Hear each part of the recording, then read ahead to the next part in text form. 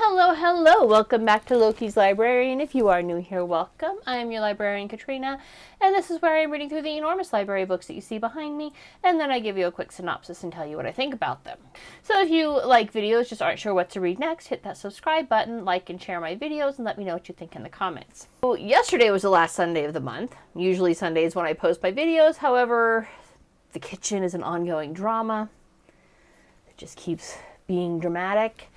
And so we're posting Monday this week, which will be the next president, finally done with Woodrow Wilson. This week's book of the week is The Moralist, Woodrow Wilson and the World He Made by Patricia O'Toole. The accompanying cocktail is called Moral Turpitude and is 1.5 ounces of bourbon, 3/4 ounce Amaro, a 1/2 ounce of Punt vermouth, 1 teaspoon of Grand Marnier, and 2 dashes of Peychaud's bitters. So let's do this. The Punt vermouth, I specifically went with that name brand because apparently it's more bitter than other vermouths. I don't know about that, but I was like, why not? As long as if I don't have enough alcohol, let's just buy another bottle of booze. So, Thomas Woodrow Wilson was born December 28th, 1856 in Staunton, Virginia, to Joseph Ruggles Wilson and Jessie Woodrow Wilson. Joseph Wilson was a Presbyterian minister, and Jessie Wilson was the daughter of a Presbyterian divine, which I don't know what that means, but I feel like it has to do with church hierarchy. So Woodrow was kind of raised the son of two religious people, quite religious. He was homeschooled until his youngest sibling was born, but with a specific emphasis on moral education. However, while his parents were both well educated, book learning did not come easy to Wilson, and there is some speculation, latter day, was not back in his day, but like later neurologists hypothesized that he may have been dyslexic. He did overcome it, quite obviously, because he would eventually earn a PhD, but his childhood wasn't easy, because his parents were extremely learned, were very bookish, they enjoyed reading, and he didn't learn his alphabet until he was like 9. Didn't really start reading until he was like 11. His father accused him of intellectual laziness, which obviously is not easy when you would idolize your father to have your father accusing you of such. His father made him rewrite essay after essay and verbally defend his points, which would actually work in his favor later when he wanted to join the political class. And in college, he got very good at speaking his mind and defending that. I say 1.5 ounces of wild turkey. Well, it's supposed to be wild turkey. I just went with the bourbon I had on hand for this one. That one I was like, I'm not going to be too chuffed about it. 1.5 ounces. La-di-da. Now, in 1875, Wilson, who was called Tommy growing up, headed for Princeton, where he spent literally decades with brief intermissions outside of this academic world. By June 1879, Wilson was in love. The object of his affection was his cousin, Hattie Woodrow. Accordingly, he began calling himself Woodrow, although he said it was to honor his mother's family, not trying to woo the young lady and kind of draw that deeper connection between them. Look, my name's Woodrow, your name's Woodrow, let's hang out. She rejected his suit because they were first cousins, and she's like, yeah, cuz that's not going to fly for me. We're cousins, this isn't going to happen. And that basically crushed him. But, of course, by that point, he couldn't very well say, I changed my name for you. So he just kind of stuck with Woodrow the rest of his life. Obviously, and maybe it was to honor his mother's family. We don't know for sure. It's kind of just speculation that it was, because the timing was very suspicious. He changed his name right around the time he started wooing his cousin. So that was just kind of struck him as odd. At 26, he did move out of or 25, excuse me. He moved out of the family home, became a lawyer. But he found lawyering to be deathly dull and kind of boring. He grew bored with his profession quite rapidly. The problem he had is that he saw lawyering as a good jumping off point to politics. And he really wanted to join that political class, but he was so bored with lawyering, he just kind of gave up. He's like, okay, well, maybe this isn't for me. Instead, he went to a newly formed PhD program at the Johns Hopkins University. And that wasn't entirely a shot in the dark. His uncle, James Woodrow, recommended that he might want to seek an academic career and maybe publishing, and that entirely appealed to Wilson. 3/4 ounce. By the end of 1883, life was starting to look up for Wilson. He was accepted to Johns Hopkins, and he was in love again, this time with a charming young lady named Ellen Louise Axon. Now, Axon was not at first sure that Wilson was the love of her life, and she was in kind of this rough spot when they met because her mother had just died and her father was not handling it well. But Wilson convinced her that he would not be happy in his studies unless she agreed to marry him and that he would help her with her father. Ellen agreed, the couple were engaged, and then Wilson left for his studies in Baltimore. Now, he spent his time in Baltimore, first kind of pining away for Ellen. He wrote her very long letters, but he also found his footing for the first time in his adult life, using his oratorical skills, which had been honed by his father all those years ago, to become a lecturer. Kind of did a lecture circuit for a while. It wasn't strictly at Johns Hopkins, although he lectured there too. However, he genuinely hated studying and cramming for tests, which he complained about to Ellen in his letters home. But his oratory, again, became quite useful, including his lawyering skills, even though he was a shit lawyer, because he was able to talk the university into letting him write a book in lieu of studies. That's actually quite skillful that he was able to do that.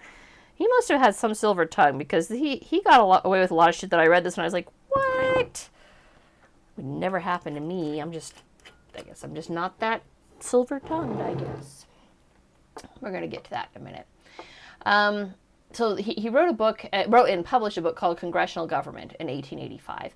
And he was quite the Anglophile. He thought that the Founding Fathers may have screwed some things up by leaving things as open as they did. And, yeah, he had some opinions on the Founding Fathers. And especially he hated that the senators were not direct elected, even though that was literally part of the genius of it. All those unincorporated parts of the state are no longer covered. What did I say?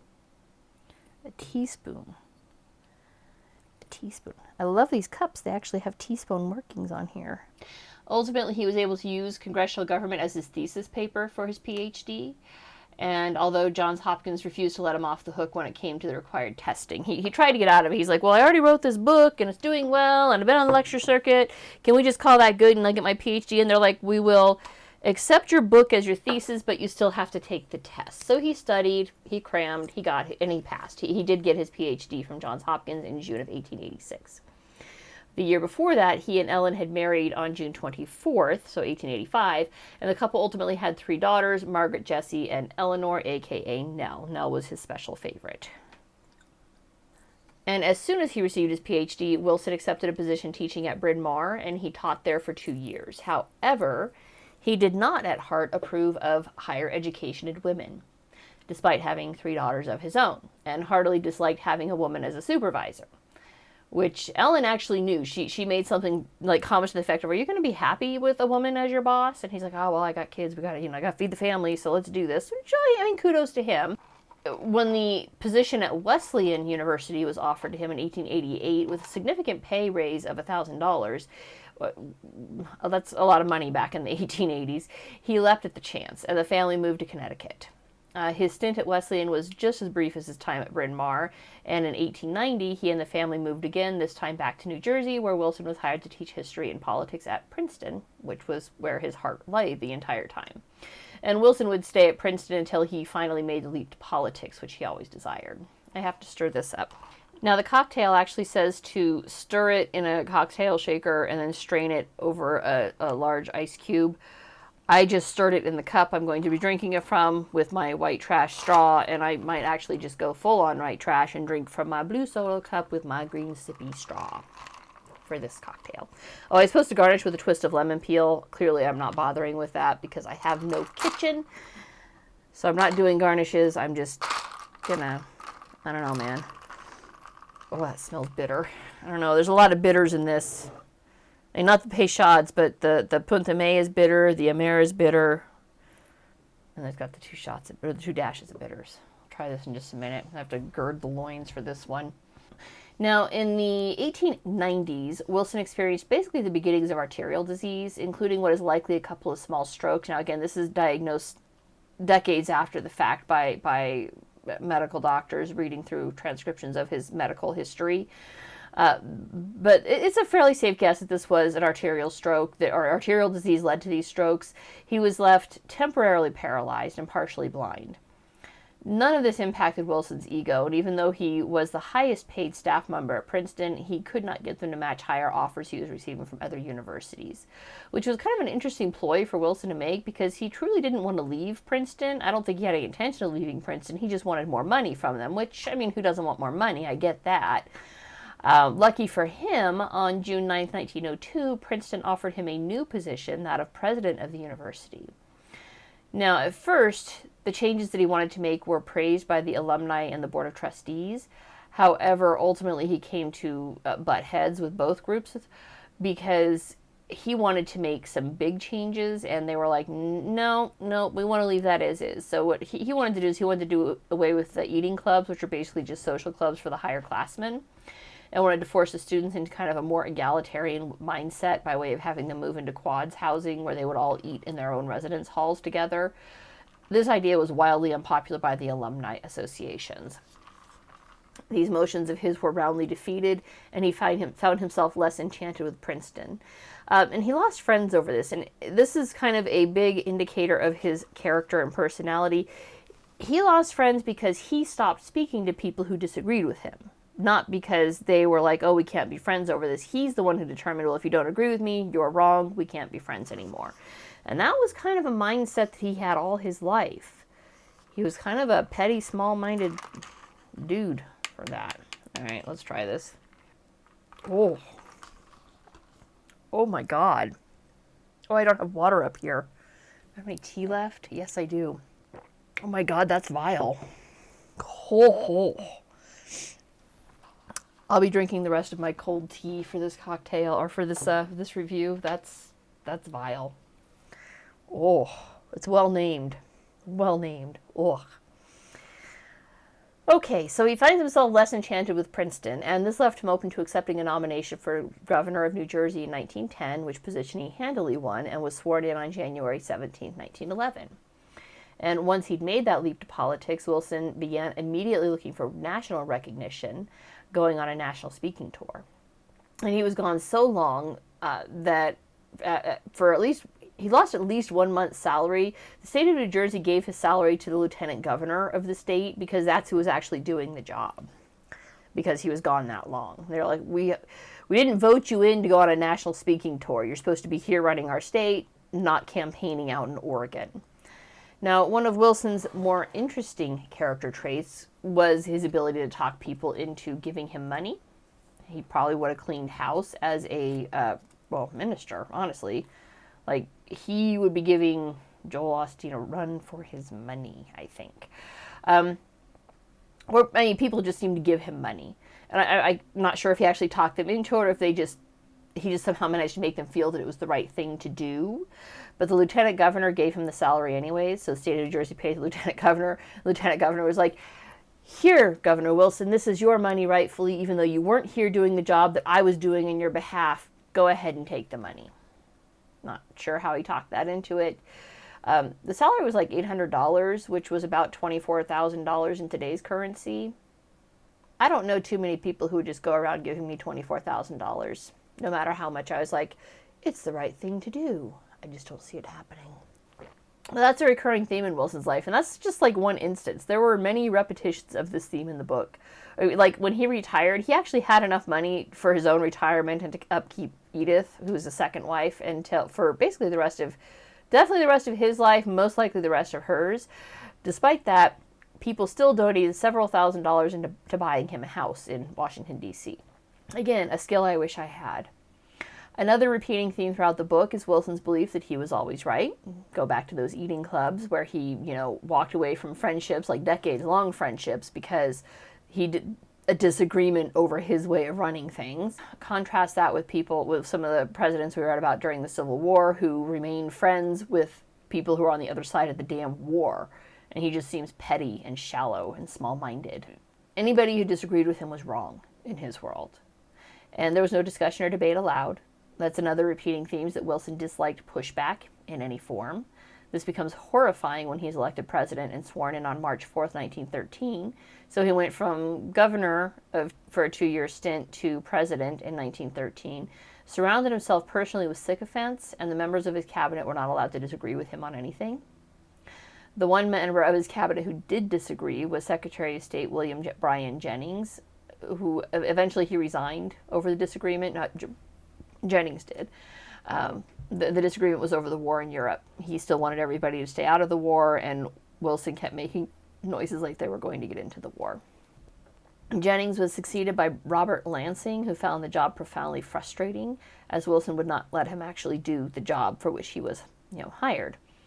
Wilson's preferred pick for the position of Secretary of State was Colonel Edward Mandell House.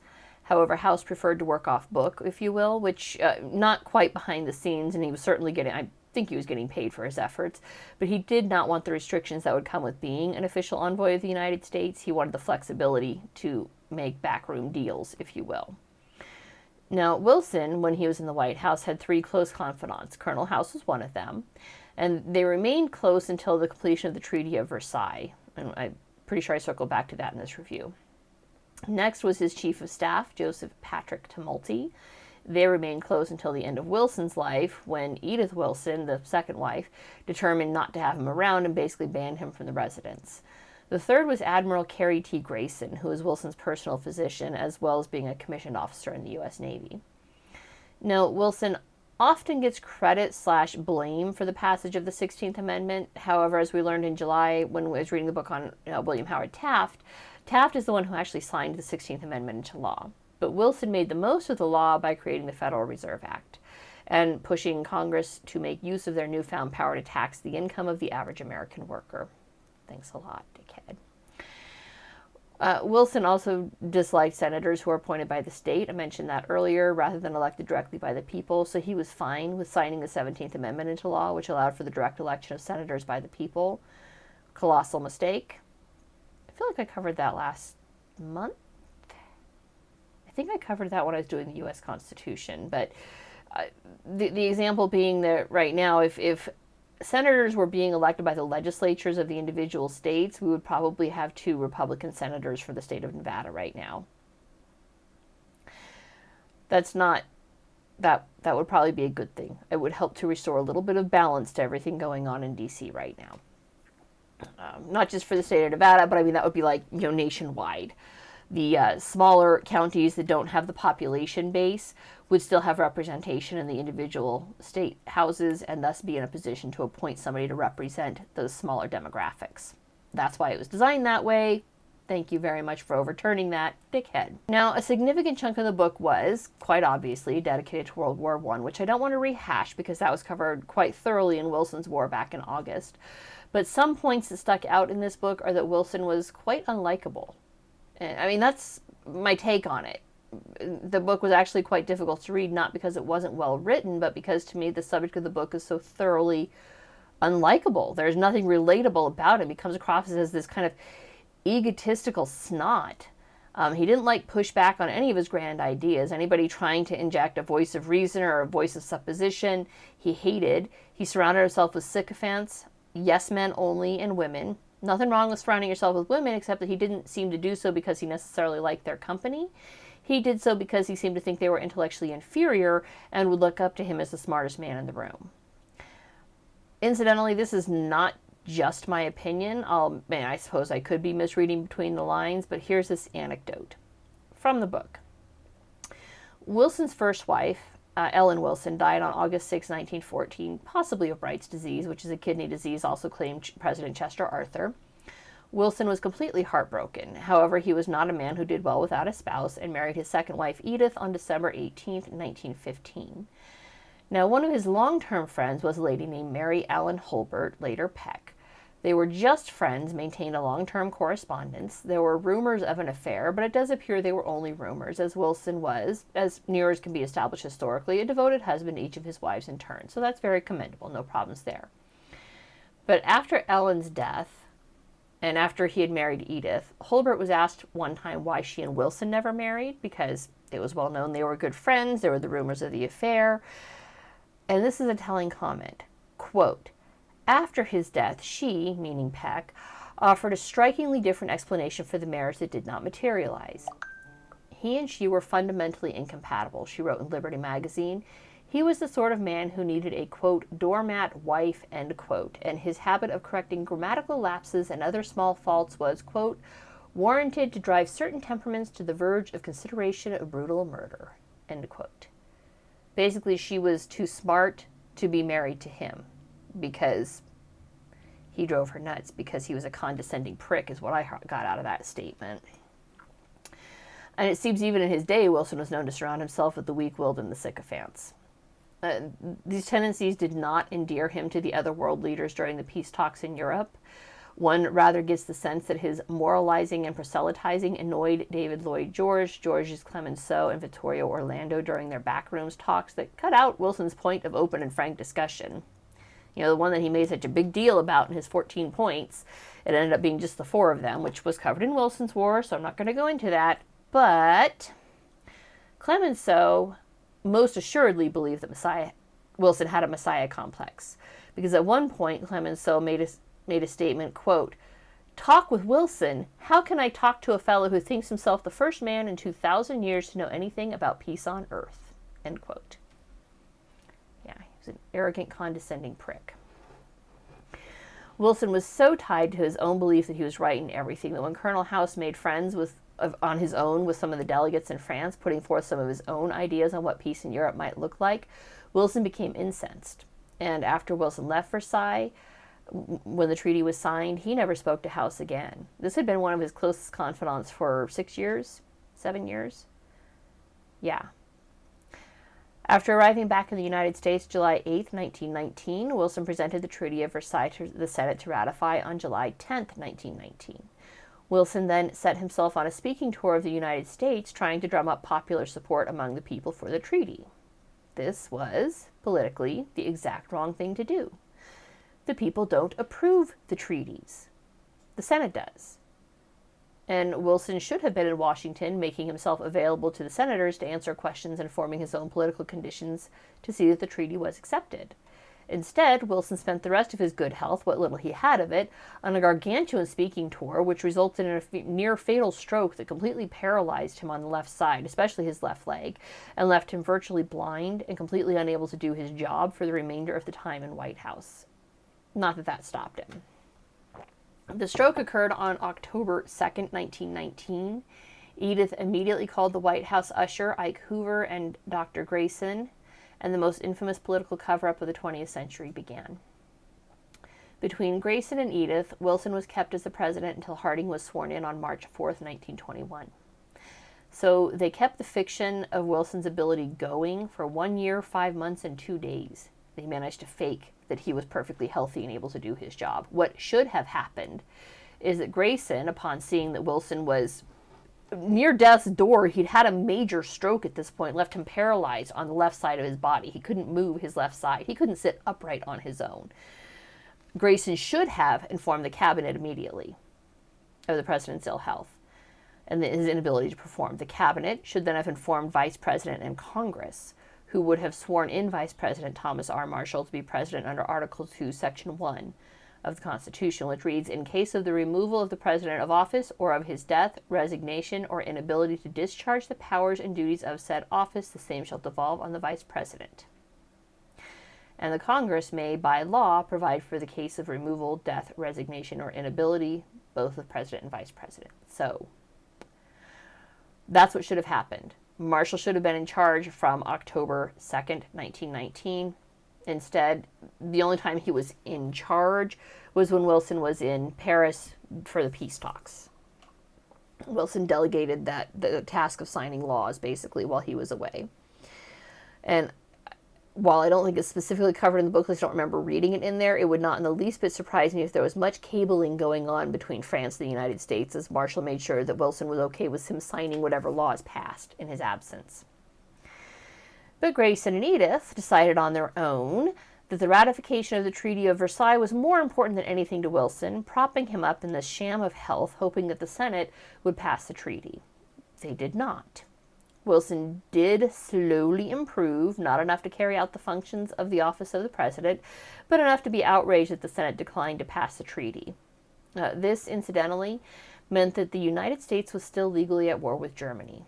At least we were until the Senate unilaterally said, "No, we're done with the war. War's over." This outraged Wilson even more. He only wanted peace that he approved of. It's kind of why I picked this week's cocktail, Moral Turpitude. Turpitude means depravity and wickedness.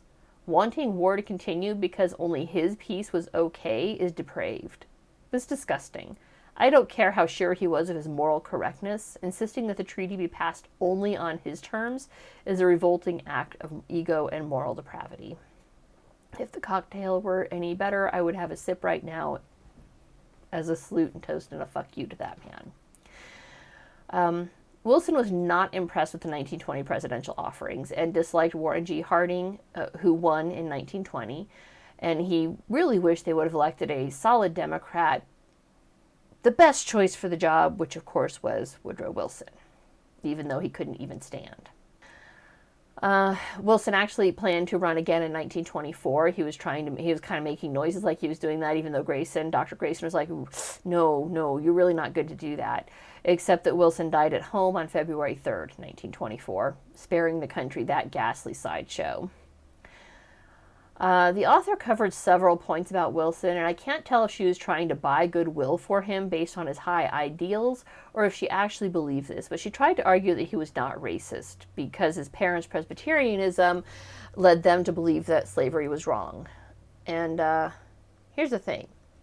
Acknowledging slavery is wrong is not the same thing as not being a racist.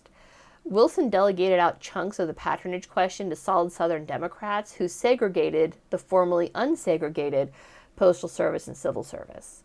When confronted about this by black leaders, Wilson shrugged it off and tried to argue that it really was for the best, because racism and segregation is always for the best. The people he surrounded himself were unquestionably racist, so it's disingenuous to say that he was not. Additionally, during the Paris peace talks, he turned his back on China flat out in favor of Japan. China at that time was on its way towards democracy, and Wilson was actually the first world leader to recognize China's burgeoning democracy as a standalone country, as a new republic, because the Chinese imperial family had fallen, the republic was on the rise, and Wilson acknowledged that, and China was hurt. Like, their representative was seriously hurt that Wilson turned his back on China in favor of the very clear imperialism of Japan. And it actually made my heart hurt reading about this and about Ambassador Koo's reaction. It's K-O-O. At least that's how it's spelled in the book. Who basically called Wilson on his bullshit and said, "What is this? You said we were a republic and now you're not even going to support us in getting our own land back? What about your 14 points you were vaunting so much?" And Wilson had nothing to say to that because he was a racist piece of garbage. And Koo refused to sign the Treaty of Versailles or the League of Nations bullshit that was promised therein, which of course ultimately led to the rise of Mao and communism. So well done there. Wilson did not like educated women. I mean, his time at Bryn Mawr and his tolerance for women's suffrage was entirely politically motivated. He didn't voice any opinion on it until after the states had ratified the 19th Amendment, which granted women the vote. Then he signed it because it had passed nationwide. He was getting over the stroke when it passed, and when he signed it on August 26, 1920, but he did sign that legislation. He was not by any metric a civil libertarian, and the measures he authorized during World War I were draconian. The measures cracking down on the war protesters launched the career of one J. Edgar Hoover. And I feel like the FBI just got explained in everything when I read that one, like everything about them. Other World War I measures saw the political rise of Herbert Hoover, who oversaw the agriculture during the war, convincing American people to give up foodstuffs so that they could be sent overseas to the Allies. And note, Hoover was not the Secretary of Agriculture during this time. That would have been one Edwin T. Meredith. So he basically tagged in outside players to do this for him. He nationalized the railroads during the war. His Secretary of Treasury and son-in-law, William McAdoo, oversaw a massive sale of war bonds, which was entirely designed to fund the war in Europe. The propaganda machine convinced people to turn on their neighbors and report them for not supporting the war. His Espionage Act has seen him rightly decried even 100 years later as someone who was not a fan of the Constitution and as just a horrible human being. The author tries to spin it as the work of Wilson's flunkies, not the man himself, but he was the president. He assigned those flunkies, and he could and should have stopped these things at any time, but he never did. He's like, and given that he didn't like people telling him no to anything, and she made that point very clear. He didn't like pushback. He didn't like anybody disagreeing with him. That tells me that they were given their marching orders, and they didn't. One of his other charming traits was repeated denunciations of anyone who didn't support the war, and hence him, because he supported the war, as un-American. The author tries to sell that he was a peaceful man and only wanted peace, except that as soon as he won his second term, he started angling to explain why we should go to war after all. And understand, there were some fairly strong arguments for going to war, believe it or not. Germany's continued aggression on open waters. Why am I getting this? I don't want that. It certainly makes the argument that war maybe was inevitable, maybe. But any of the steps he could have done to avoid the war, he never took. Steps like warning Americans to stay off of boats of the belligerents. All right. It's not like America didn't have passenger ships. We did. All right. He could have said, sail at your own risk. If you're going to be on an English ship, England's at war with Germany. Germany's got all these U-boats. You could end up at the bottom of the ocean if you sail on that English ship. He never did that. He never put out that warning to the American people, which means on some level he was angling for it all along. He never did anything to ensure that Germany wouldn't attack American ships. And Germany never actually did attack American ships. Americans happened to be on British ships when the British ships were sunk. That doesn't necessarily mean that war is inevitable. I take it back. War was not inevitable with Germany. Wilson was just a shit leader who didn't like being told no. He had things he wanted to do. He wanted to create the League of Nations, and I frankly think it's quite fitting that the Senate refused to join because he was such an egotistical prick. Now, at the end of the book, in the epilogue, she talks about how presidents in the last half of the 20th century embraced Wilsonian ideals and beliefs, with the only break being President Bush in the post-9/11 world and his belief that if you're not with us, you're against us policies as being non-Wilsonian. Except that's a proven lie, because Wilson pioneered that turn of phrase with his denunciation of anybody who pushed to stay out of the war. And that point was stressed many times. So President Bush's, if you're not with us, you're against us, was entirely Wilsonian. All of the high ideals that Wilson put forth in his 14-point speech was rapidly abandoned by him once he was at the big boys' table in Europe. The author claims the Europeans did not much like Americans. I actually think they liked Americans just fine. I think they disliked Wilson, who was so thoroughly unlikable that I am placing him at the bottom of my personal presidential rankings. And that's it for this week. If you liked what you saw, don't forget to subscribe. I will see you guys next Sunday. This Sunday. Should be this Sunday. And this week's book isn't that long, so I should be available this Sunday.